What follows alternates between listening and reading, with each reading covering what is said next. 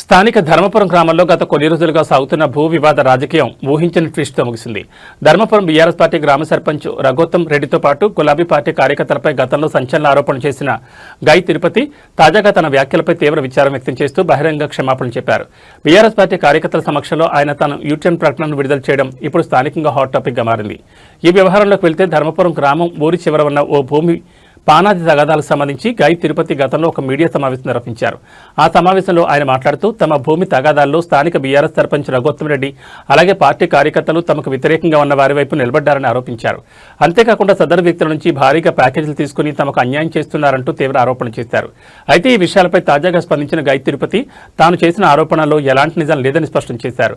ఆ మాటలన్నీ అబద్దమని, తాను తెలుసో తెలియకో అలా మాట్లాడానని బహిరంగ అంగీకరించారు.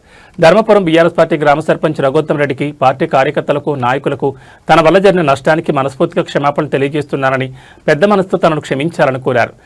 గై తిరుపతి క్షమాపణలు చెప్పిన ఈ సమావేశంలో ధర్మపురం బీఆర్ఎస్ పార్టీ గ్రామశాఖ అధ్యక్షులు అలాగే పెద్ద సంఖ్యలో పార్టీ కార్యకర్తలు మరియు స్థానికులు పాల్గొన్నారు. దీంతో గత కొన్ని రోజులుగా సాగుతున్న స్థానిక భూ వివాద ఆరోపణల రచ్చకు తెరపడినట్లయింది.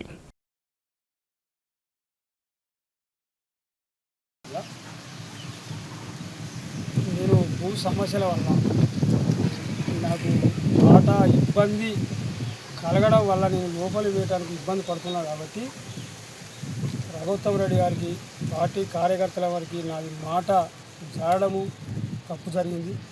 దానికి పార్టీ వాళ్ళు కానీ ఏది కానీ అందరం కలిసి ఉండాలని ఒక ఆవేదన. ఏమన్నావు? సరే, మాట ప్యాకేజీలు అనే విషయం నేను అన్నా కాబట్టి దాన్ని నేను వాపసు తీసుకుంటున్నాను. బైరపాక బాలస్వామి, ధర్మపురం గ్రామం, ధర్మసాగర్ మండల్, హన్మకొండ జిల్లా. ధర్మపురం గ్రామ బీఆర్ఎస్ అధ్యక్షుడిని.